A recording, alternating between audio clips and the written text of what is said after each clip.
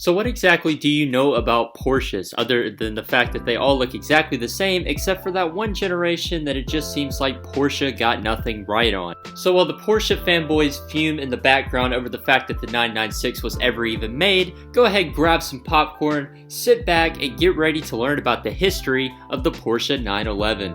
So let's go ahead and time travel all the way back to 1964 and check out the first Porsche generation of the 911 that was ever produced. Now, in the early days of this car, it was originally called the Porsche 901. And very few people actually know this, but the first 82 Porsche 911s that were ever produced were badged as Porsche 901s. But whenever Peugeot saw this, they got really mad because whenever they would name their car models, they would put a 0 in the middle of a 3-digit number. So for example, the Peugeot 308. But Porsche being the giga-chads that they are, they decided to change the 901 to the 911. Yes, they just changed the 0 to a 1, and the rest is pretty much history. And of course, the first generation of the 911 debuted the naturally aspirated flat-6 motor that we all know and love today. And now the first generation is actually the longest running generation of the Porsche 911 ever. This model went on for 25 years, and so whenever you see an old Porsche, it's literally just a Porsche 911. And now some of you might be thinking, but Saya, what about the Porsche 930? Well, that was actually just a original first generation Porsche 911 with a turbo motor slapped onto it. Yeah, this car was made in 1975. And there were very little changes at all. It was literally they just turboed the flat-6 motor and called it the 930. The original first generation 911 was still being produced as a naturally aspirated flat-6. But this 930 came along and it brought on a whole new generation of Porsche. In the year 1974, Porsche actually debuted this turbo flat-6 engine in the legendary Carrera RSR, and the rest is history. The fact that the car was so successful in racing and it was so popular and so widely loved, they decided to bring a road version out for enthusiasts to enjoy. So to recap, the first generation, called the Porsche 911, was a naturally aspirated flat-6. The Porsche 930 is literally just a first generation Porsche with a turbo. But the 930 generation is actually what brought Porsche onto the map in terms of their 911 model. Obviously, Porsche was already a huge brand before that. But in terms of the 911, it's really what brought enthusiasts to love the 911 and the brand of Porsche. And now before we jump into my favorite generation of the Porsche 911, I would really like if you went down there, click the like button on this video, and if you like the video so far, consider checking out another one after this, and maybe subscribe. You know, you don't have to, but if you want to, I would really appreciate it. So now into my personal favorite generation of the Porsche, the Widowmaker, the Porsche 964. Now this was a huge leap by Porsche. The world was in a huge recession at the time, and they had to bring about some serious engineering to keep people buying their cars. Now while this car was only made for 4 years, this was a huge jump from the 930 Turbo to the 964. So to draw attention to this car, what Porsche did is they took a lot of the super high-tech technologies at the time from the Porsche 959, which was an absolute legend, and they put it into the Porsche 964. They were hoping that this would drive enthusiasm for the car, drive sales, but it did so much more than that. This was one of the first cars to offer airbags. This is the first Porsche to have four-wheel drive. And in the turbo models, I mean, they just got it right. They're so exceedingly rare because so few people were actually able to buy the car.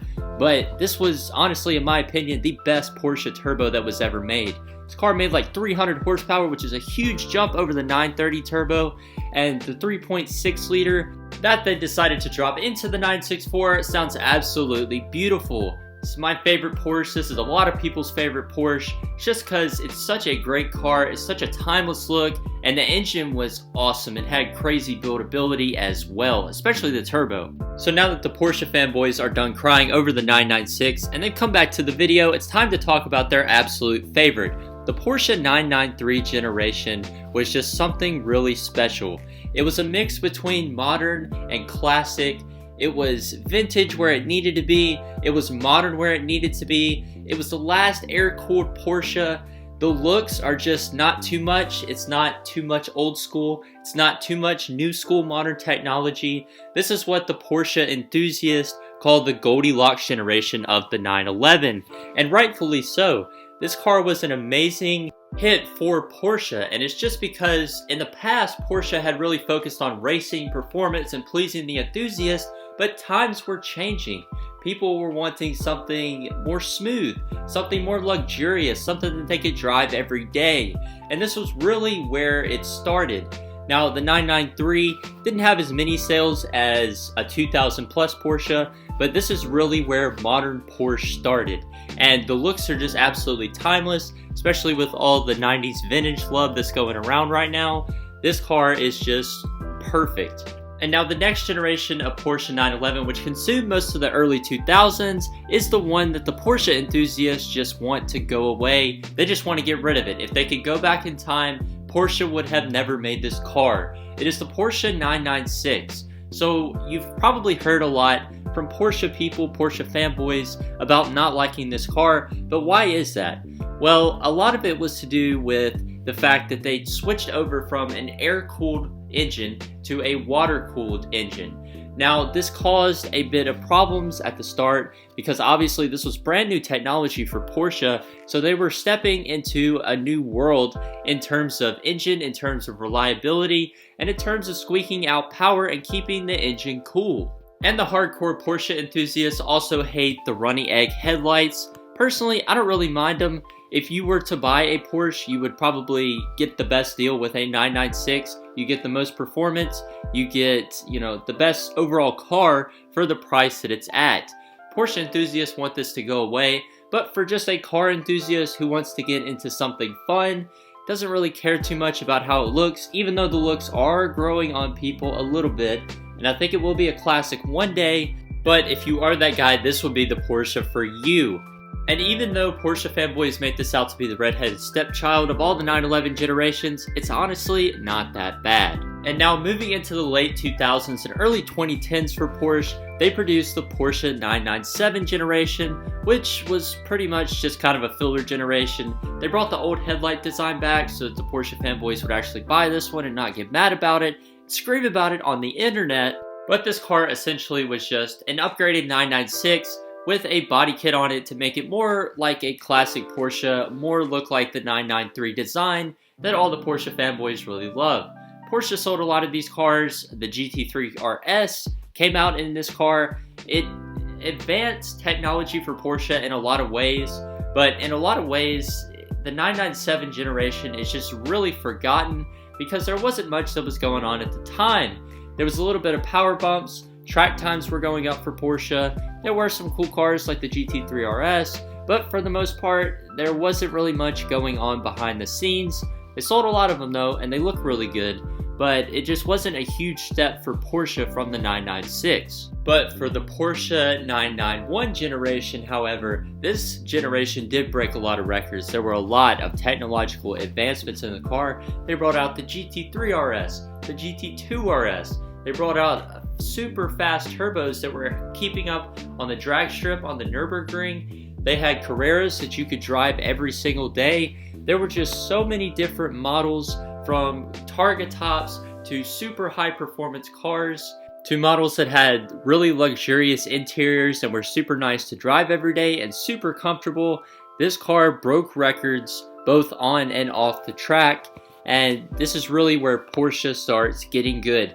And now that we're moving into the 992 generation, which started in 2019, I think that Porsche only goes up from the 991.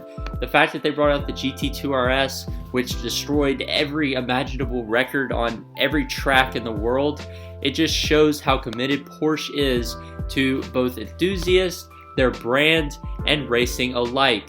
I think that there's a lot more to come in this 992 generation, and I don't expect it to ever stop. I don't expect the momentum for Porsche to ever stop moving forward. So there it is, the history of the Porsche 911. Now you're up to date, you're all caught up on your history, you know everything about Porsche, and you're probably going to sleep on this video tonight, wake up in the morning, and you're not going to remember anything, but that's okay because you clicked the subscribe button, and you liked this video, you saved it for later, and you shared it with all of your friends. So that now, whenever you wake up in the morning and you completely forget about the history of the 911, all you have to do is come back to this video and check it back out. But if you're new here, feel free to check out the video on the screen right here. I'd really appreciate it. But for now, this is Scion Life, signing out.